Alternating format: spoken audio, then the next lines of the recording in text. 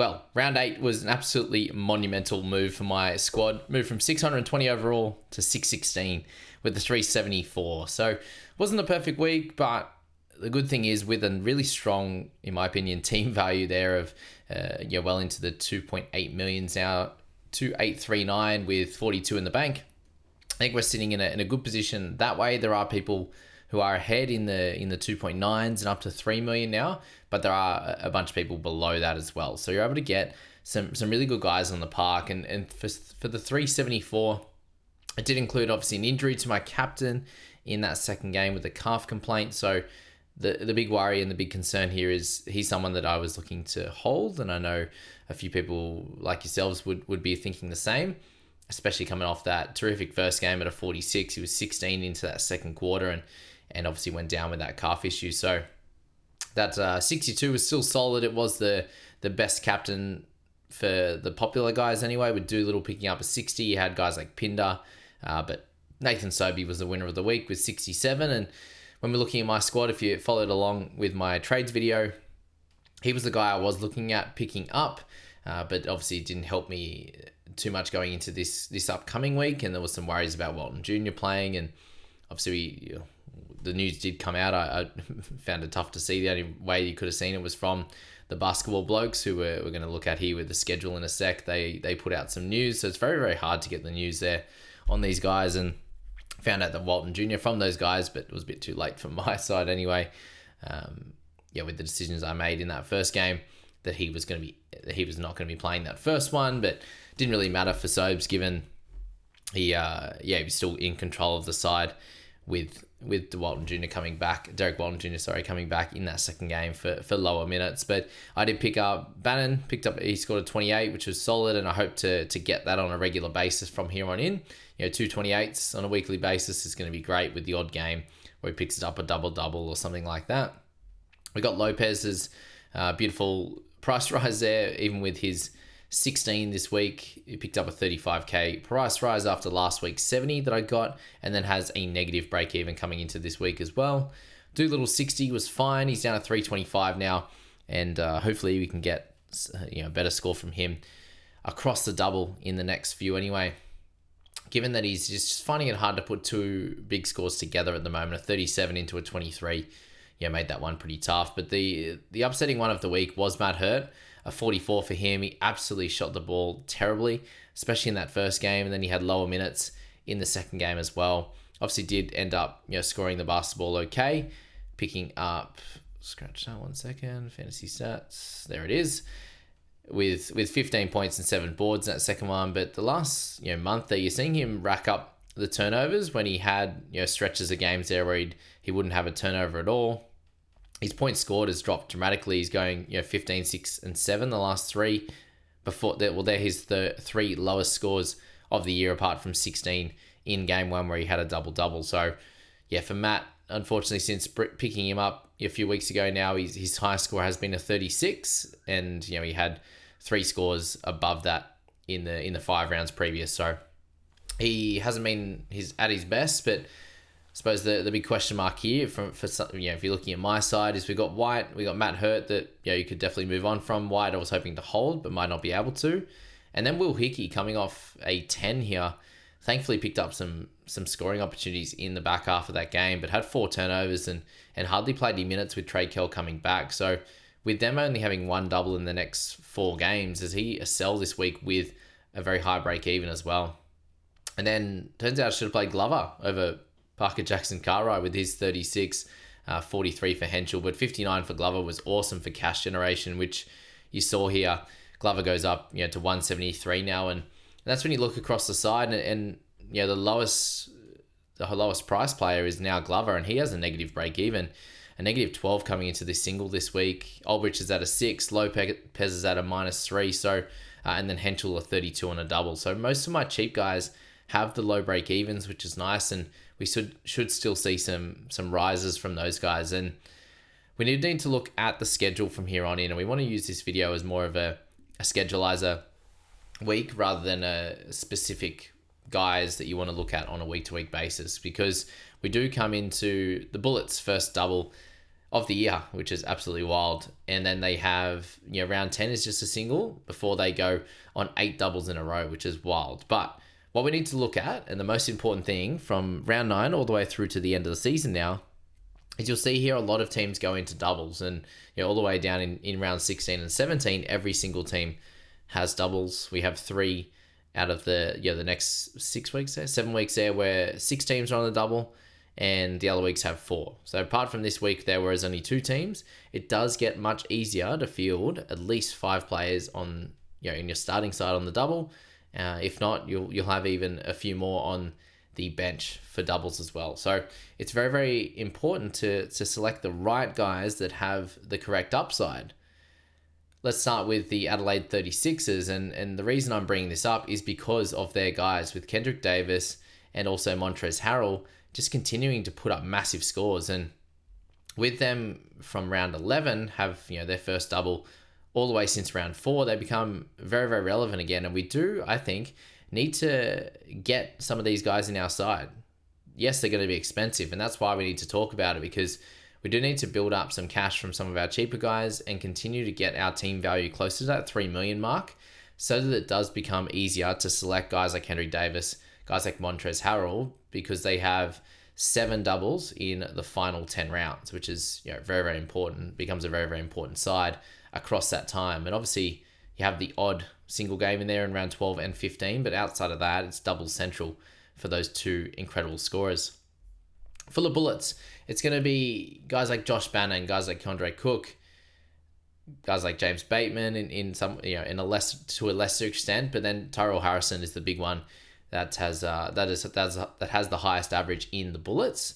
But if you're comparing the two, the 36ers boys in Harrell and also Kendrick to someone like Harrison, albeit a little bit less expensive, he's coming off a 19, which is very, very low. The other guys haven't done that in a long time. And how many bullets do you want on your side? That's probably the question you want to answer for yourself. Can you get through these next few rounds before we get into round 11 onwards, where some of these teams like Adelaide can have a much larger impact, in my opinion, on your side than even the Bullets having doubles each and every week? Because you can get the odd player from other teams in, whether it's Jack White in round 12, Parker Jackson Cartwright in round 12 and 13 there. Obviously, when the Adelaide boys don't have a double in round 12, you've got your Sam Phoenix guys that can help you out in that week as well, alongside a random Cairns player for a week or something like that. So I just think you need to look at that in that way. But they're the relevant guys from the Bullets. They're the relevant guys from Adelaide there. Cairns have a very sporadic doubles period in that, so we'll have to see how Taron Armstrong returns. Like, he had that one game, first game back, and if he continues to play well over the next 2 rounds, then maybe he's someone you could target in round 11, but maybe just for the 1 week. Again, we'll have to see. So Cairns we're not too excited about with their side. For the Hawks, they come into a double first time since round 6 in round 10, but then they go on 2 singles before they have a stretch of 5 doubles. So I think with the Hawks, we can wait until round 13 and make some decisions on them in that time there, when there might be guys that are a bit cheaper, and we can make some decisions from there. For the Melbourne United guys, they move on to 2 singles right now before having the 11 and 12 double. And they're going to be a team that's going to be much less relevant through the rest of the season. But congrats to Chris Goulding for an incredible game on the weekend. And we just need to find out what's happening with Jack White and if he's going to be okay. Because if he's not, we're going to have to sell him. And then we probably won't be grabbing someone like him back for a schedule of 4 doubles in 10 weeks. For New Zealand, they have 1 more week of a single, and then they become relevant again, having 4 doubles in a row into a single, into 4 doubles again. So I think Parker Jackson Cartwright, for example, is someone that I'll be holding either for the rest of the year or all the way up until round 19 when they have 2 singles in a row. And we'll ride him all the way through until that section. So he's someone of relevance in that New Zealand side. And obviously Kareem Lopez still at the moment, I wouldn't be buying him, but just holding him and Menenga. They're in a solid spot to help you in that during that time. And you look at that stretch, and they're the only team that has 4 doubles in a row over that time. And it's Bullets that miss round 10, but then continue on an 8-game stretch of doubles for them. So New Zealand will be very, very relevant. And it's just that couple of players, and mainly Parker Jackson Cartwright, that I think you'll want in your side through that time. For the Perth guys, they do have the next 3 weeks there on doubles still after completing their first 2.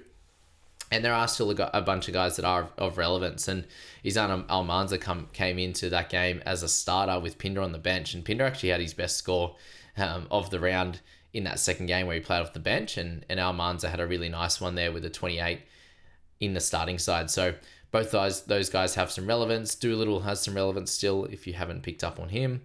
You've obviously got Henschel, a little bit more relevant than that of Pepper after having a slow game for him. Windler was okay. I wouldn't go near him at the moment, but you can see there a lot of the Perth guys still have relevance over the next 3 weeks. And then I think you probably won't have anyone apart from maybe Cotton if you want to have a play at him in round 16 or 17 there. For the Southeast Melbourne boys, as I was saying with Matt Hurd, he may have to be held. Someone like Sobey coming off some really nice games, he could be held another week if you need to. Just with with other trades, if they're a little bit more pressing, then that's fine. But they do go on 3 singles into 1 double, and then have a 3 in a row from round 15, 16, 17. But that's a time where every other team is relevant as well. So they're a team that becomes very, very irrelevant from here on in. So keep an eye on that with Sem. So guys like Hurt, guys eventually like Sobey, but he's easier to hold 1 more week than that of Matt Hurt. And guys like Malik Lewis over the next week or 2, you could eventually sell him, and that should work out well for you. The Kings, they have a double next week, which is probably the only sort of relevant time for them, apart from that round 15, 16, 17, when everyone else is pretty relevant there for the Kings. And who would you like to target in that? It was good to see Adams and Cooks come out and do really well. So if you're holding on to Cooks, then that's great. Probably hold on again because you can use him as a double and it's a captain option with him or Parker Jackson Cartwright next week, which will be sweet. But outside of that, not too much relevance. And then the JJs, to finish this off, they go on to 4 singles right now, which isn't great. And then have a very similar setup to the Kings from that point, and they could have some relevance in round 19 when they have a double with 3 other teams there. So that's where you need to be looking going forward, is just how you can get the certain guys you want in your sides. And as I said, I think the 36ers with Kendrick Davis and Montrez are going to be a big target week. Parker Jackson Cartwright, you want to pair those 2 with. I think you might have a Harrison, a Keandre Cook or something like that in the Bullets, and maybe a Bannon to partner that sort of top 5 there as guys you can hold throughout that period. And then you're cycling through your bench guys for the most part, and potentially the odd starter if they get injured or if they happen to fall off a little bit with their form. You can go through and target those guys for little 1 week stretches or 2 week stretches there to help you guys out. But in terms of cheapies coming into this week, it's not a section of time where it's going to be super relevant. If we're looking into some of the good scores in from round 8 and some of the lower break evens, you're going to have Goulding and Rob Lowe had really, really nice games there, along with Jack White, some good scores in their doubles, but they, as I said, go into less relevance there. Malik Lewis, a solid week, but he scored better in that first game than the second. Montrez up to 453, which is pretty wild. So that's what I'm talking about with those types of guys. And the main play you want to target, I think, from a cheapie perspective is that of Almanza, especially if he's going to start again. You'd want to be focusing on that for sure. Todd Withers had a good little game. But guys like Casey Prather, if you're wanting cheaper, that can get some nice doubles for you, then Prather's that guy at 213 after that 29. A little bit more of a bounce back week for him, which was good. And the cheapies, as I said, there's not too much of note down there apart from holding on to Kareem Lopez.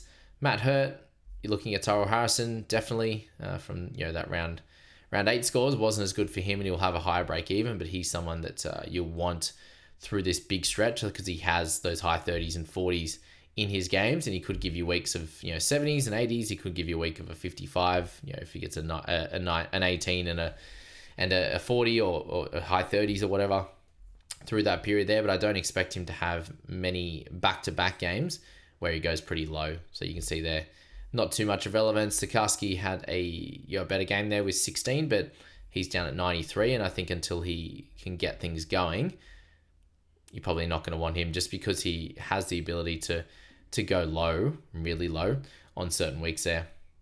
As I said, you saw Sobey with a 67 up, 37k. He'll go up again this week, but on the single, and Glover's the big one with a negative 12 break even. that you could target, but it's hard to buy him now, I think, in my opinion. He's gotten hot the last 2 games, and he has singles coming up. But Keandre Cook coming off a 41 is beautiful, and I can't believe Webster, after selling him, he'd still lost money, obviously, but a 45 there improves that break even going into this next game, and he'll be able to take some good cash gains there. And then Jackson McCoy, or hopefully for Webster, or at least some decent points if you did hold on. But Jackson McCoy is the guy. Last week was one of the picks. He ended up getting in fairly late into this game, getting into it, I should say, into the points tally, and 31 for him. Picked up 52k in gains, and he has a nice break even coming into this week as well of -11 into that single. So he's the other cheap guy to potentially have a look at. And there's not too much else from there. Foxwell picking up a 17 in the double. Flynn Cameron going down, unfortunately, across that 2 games, 13 points and down 20k, with the big dog Jelly, back doing some good things, along with Shea Lee had a pretty solid week of 50 odd as well. So there you go. We'll leave it at that for you guys. Kendrick Davis is at 401k. So looking at him and Montrez, it's going to be hard to get them both in your side. I think they're going to be 2 of the best scorers across the second half of the season. Once we get to there, we're still up to round 9. So a couple of weeks to go, before we get to halfway, if you're sitting somewhere around where I am, or in that top 1,000, I think you're a really nice spot to have a good season overall. If you're just outside of that, I think the next 2 rounds are pretty important to try and push you into that top 1,000, at least build up that cash reserve and that team value, and then you can have a really solid second part of the season. So thanks there for joining us for this one. I hope that helped you with the schedulizer. Just type that in, Basketball Blokes Guide to the Schedule. It's on the Supercoach NBL section of the nbl.com.au app, or the website there, which is cool. So thanks to those guys for putting that together, and thanks everyone for tuning in for this. We'll see you in the next one.